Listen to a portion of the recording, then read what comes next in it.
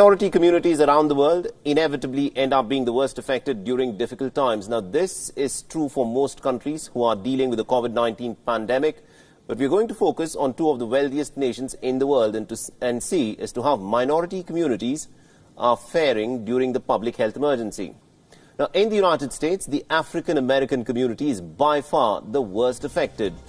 A recent study has revealed that predominantly black counties account for about 54% of all cases and 58% of all deaths due to COVID-19. Keep in mind that African Americans account for only about 13% of the total American population. The racial data was made available from around the mid-April, but the outbreak started escalating from late March, so chances are that these numbers could be higher.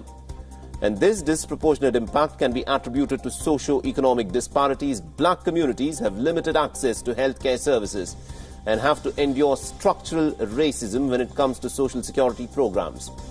The lack of access to economic resources is another problem. Unemployment is much higher amongst the black communities, leading to a lower standard of living. From the United States, let's shift our attention to the United Kingdom. Black Britons are 4 times more likely to die from COVID-19 than their white counterparts, according to the Office of the National Statistics. Now, blacks account for just about 3% of Britain's population, but 6% of all COVID-19 deaths that have been recorded. Unlike in the United States, socioeconomic disparity is not the only reason for this anomaly in the United Kingdom.